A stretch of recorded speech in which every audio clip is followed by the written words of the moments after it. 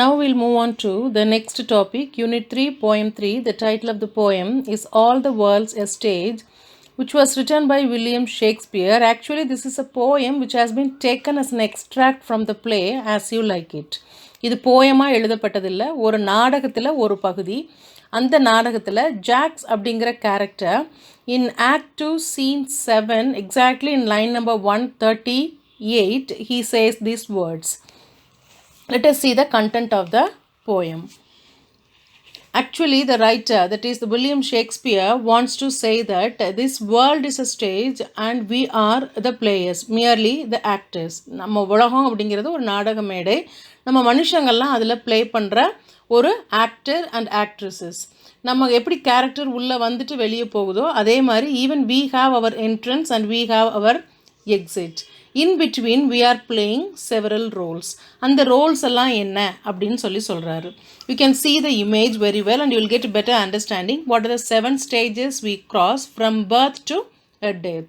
The first stage is infant, the second stage is schoolboy, third stage is lover, fourth stage is soldier, and fifth stage is justice, sixth is old man, and the last stage is second childhood stage.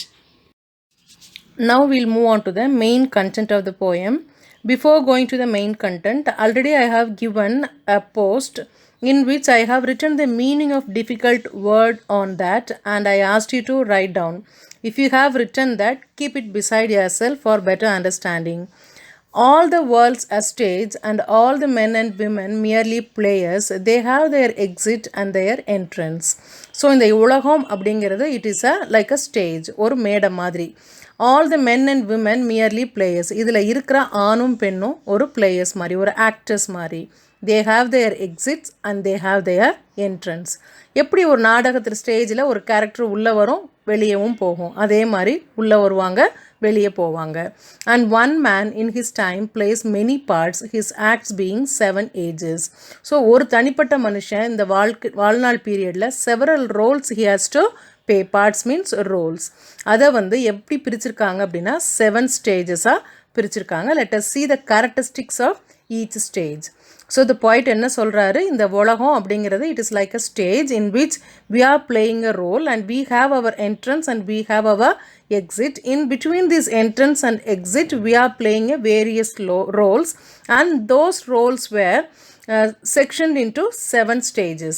And let us see the characteristics of each stage one by one.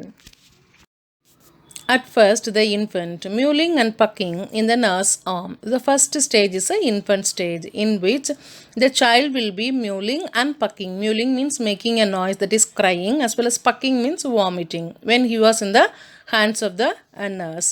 Second stage is the schoolboy stage in which what happens, then the weaning schoolboy by his sashed and shining morning face, creeping like snail, unwilling to school. So as a schoolboy, we never show interest to go to school. Weaning means showing unhappiness. And the boy carries his shoulder bag with the morning bright face. He creeps, that is he moves very slowly like a snail because he is not happy to go to school. He shows his unwillingness. And then the third stage, the lover. He shies like furnace. Lover stageல என்ன பண்ணுறாங்கன்னா, அவங்க விடுற பெருமூச்சு ஃபர்னஸ்லேருந்து வர அளவுக்கு heat இருக்குது. இவர் என்ன பண்ணுறாரு அப்படின்னா, with a woeful ballad made to his mistress eyebrow. Woeful means very sad. Unhappy song ஒன்று, பேலட்னா சாங் ஒன்று எழுதுறாரு. எதை பற்றி எழுதுறாரு அப்படின்னா, அவரோட லவ்வரோட ஐப்ரோவை ப்ரைஸ் பண்ணி எழுதுறாரு. Then move on to the fourth stage. Then a soldier full of strange oaths and bearded like the bard, jealous in harness, sudden and quick in quarrel, seeking the bubble reputation even in the cannon's mouth. So இந்த fourth ஸ்டேஜில் soldier எப்படி இருக்கார் அப்படின்னா, தாடி வச்சுட்டு இருக்காரு. அவர் தாடி எப்படி இருக்குன்னா லெப்பர்டோட தாடி மாதிரி இருக்குது. பார்ட் அப்படின்னா லெப்பர்ட், அந்த லெப்பரோட தாடி மாதிரி இருக்குது. ஸ்ட்ரேஞ்ச் ப்ராமிசஸ், வேர்ட்ஸ்னால் ப்ராமிசஸ் எல்லாம் கொடுக்குறாரு. He is very jealous about others honour. He just want to be honoured often. He never encourage people getting a honour. So he is quick in getting involve himself in quarrel. சண்டை அடிக்கடி சடனாக என்ன பண்ணுவார், கோவப்பட்டு வயலண்ட்டாக என்ன பண்ணுவார், behave பண்ணுவார். Seeking the bubble reputation even in the cannon's mouth.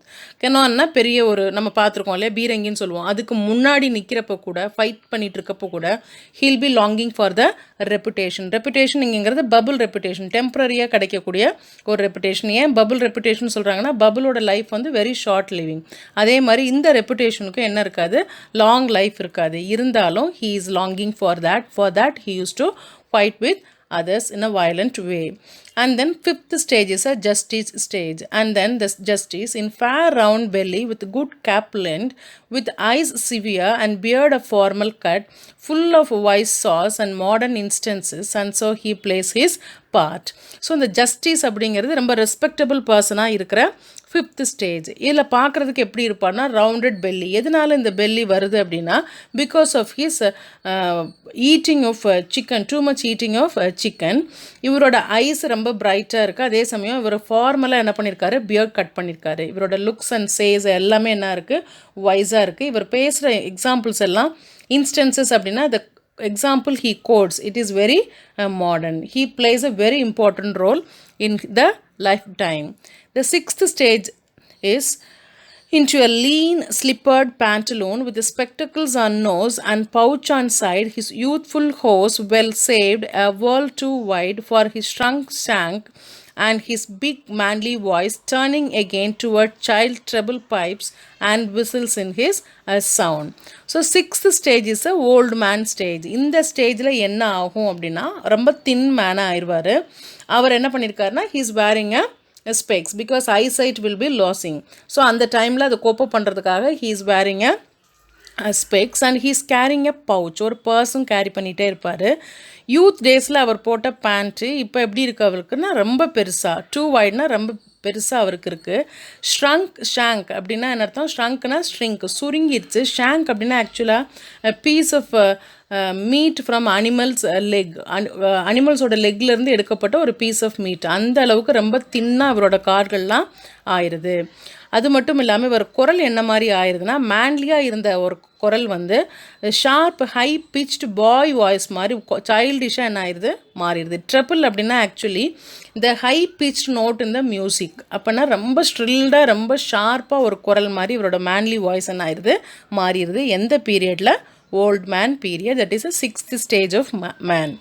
The last scene of all that ends this strange eventful history is second childishness, and where oblivion, sans teeth, sans eyes, sans taste, sans everything.